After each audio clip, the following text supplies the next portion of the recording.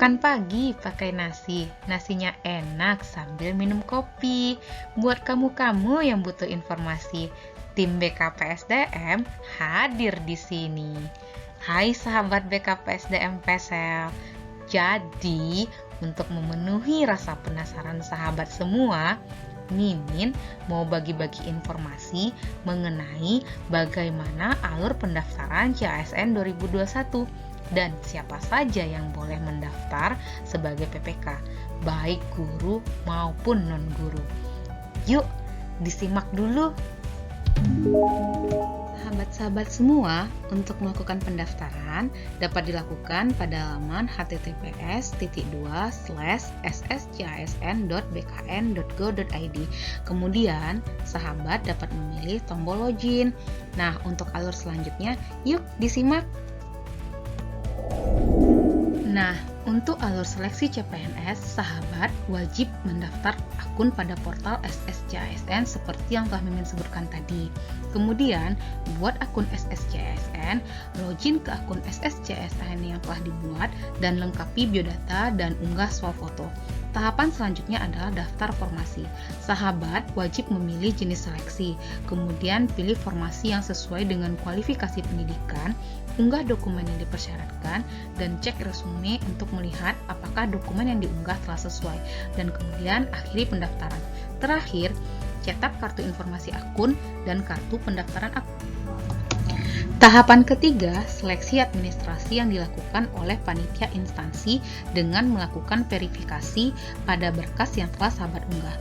Bagi sahabat yang tidak lulus dalam tahapan ini, dapat mengajukan sanggah dan hasil sanggah akan diumumkan kembali oleh panitia instansi. Bagi sahabat yang lulus seleksi administrasi, dapat mengikuti seleksi kompetensi dasar di lokasi yang telah sahabat pilih pada saat pendaftaran, dan untuk hasil seleksi nanti dapat dilihat secara live di channel YouTube ini ya.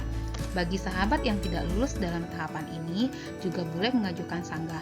Nanti panitia instansi akan membuatkan pengumuman sanggah apabila sanggahan diterima.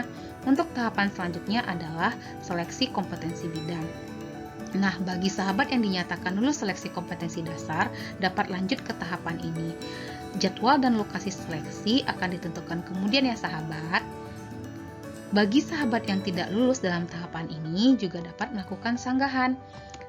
Tahapan terakhir yaitu pengumuman kelulusan. Di sini apabila terjadi perubahan terhadap hasil SKB, maka panitia instansi akan mengumumkan kembali hasil sanggahan sahabat. Ingat ya, pengumuman panitia bersifat mutlak dan tidak dapat diganggu-gugat. Selanjutnya, Mimin akan menjelaskan alur seleksi PPK non-guru. Untuk pendaftarannya sama dengan CPNS ya sahabat. Sahabat wajib melakukan pendaftaran pada portal SSCASN, kemudian pilih jenis seleksi PPK non-guru dan pilih formasi yang disediakan. Tentu saja harus sesuai ya dengan kualifikasi pendidikannya. Yang berbeda di sini adalah bagi PPK hanya terdapat satu kali ujian ya, yaitu seleksi kompetensi teknis, di mana yang diuji adalah kompetensi teknis, kompetensi manajerial, dan kompetensi sosiokultural. Untuk tambahan nanti ada wawancara loh di akhir sesi, tapi tenang, masih menggunakan chat BKN kok. Bagi yang dinyatakan lulus seleksi, dapat lanjut ke tahap pemberkasan ya. Nah, alur seleksi PPK guru sama kok dengan seleksi CPNS dan PPK non-guru. Sahabat semua diwajibkan dahulu untuk melakukan pendaftaran pada portal SSCASN. Kemudian daftar formasi dengan memilih jenis seleksi PPK guru, pilih formasi jika formasinya masih kosong, lengkapi data dokodik atau THK2 serta data pendidikan. Cek resume dan akhiri pendaftaran bila telah selesai. Seleksi administrasi akan dilakukan langsung oleh Kementerian Pendidikan ya. Jadi, panitia BKPSDM PESEL tidak menerima berkas baik secara langsung maupun secara online. Alur untuk PPK guru ini memang sedikit ribet ya sahabat, karena sahabat diberi kesempatan 3 kali untuk mengikuti seleksi. Apabila peserta seleksi tahap pertama tidak lulus, maka dapat mengikuti seleksi pada tahap kedua, dan apabila masih tidak lulus pada seleksi kedua, maka dapat mengikuti seleksi kompetensi teknis kesempatan ketiga. Nah, Kalau masih belum lulus, dicoba kesempatan berikutnya aja kali ya. Hehehe. Oke, jadi siapa saja yang bisa mengikuti seleksi PPK guru ini? Mari Mimin jelaskan. Yang dapat mengikuti seleksi PPK guru itu adalah yang pertama, honorer kategori 2, yang kedua, guru honorer sekolah negeri, yang ketiga, guru sekolah swasta, yang keempat adalah lulusan PPG. Jadi, seluruh peserta yang memenuhi kriteria ini wajib melakukan pendaftaran di portal SSCASN seperti yang Mimin jelaskan tadi. Peserta tes pertama hanya bisa diikuti oleh honorer kategori 2 dan guru honorer sekolah negeri. Untuk keterangan, dibaca sendiri ya sahabat. Peserta tes kedua dapat diikuti oleh peserta tes pertama yang tidak lulus passing grade dan juga dapat diikuti oleh guru sekolah swasta dan lulusan PPG.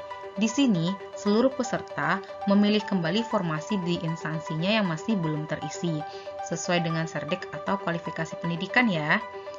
Peserta 1, 2, dan 3 tidak dapat melamar di instansi lain, sementara peserta 4 melamar di instansi yang sesuai dengan domisilinya. Untuk peserta tes ketiga adalah yang tidak lulus tes kedua. Di sini, peserta diminta kembali memilih formasi yang masih belum terisi. Tetap harus sesuai ya dengan kualifikasi pendidikan maupun serdiknya. Seluruh peserta dapat melamar di instansi lain dan untuk penilaian akan diambil dari nilai yang tertinggi. Nah, apabila masih ada formasi yang belum terisi, maka akan dilakukan optimalisasi pengisian formasi kosong berdasarkan ranking penilaian sekolah yang ditentukan oleh Kemendikbud. Jadi, bukan Mimin loh yang menentukannya. Oke, sahabat semua, Mimin mau kasih pantun lagi nih. Sopian beli vitamin, vitamin ditaruh di tempat bersih. Sekian dari Mimin. Mimin ucapkan terima kasih. Tetap stay tune ya di channel YouTube BKPSDM Pesisir Selatan dan jangan lupa subscribe agar sahabat-sahabat semua selalu mendapatkan informasi terbaru terkait dengan penerimaan seleksi CPNS. Oke, terima kasih. Bye-bye.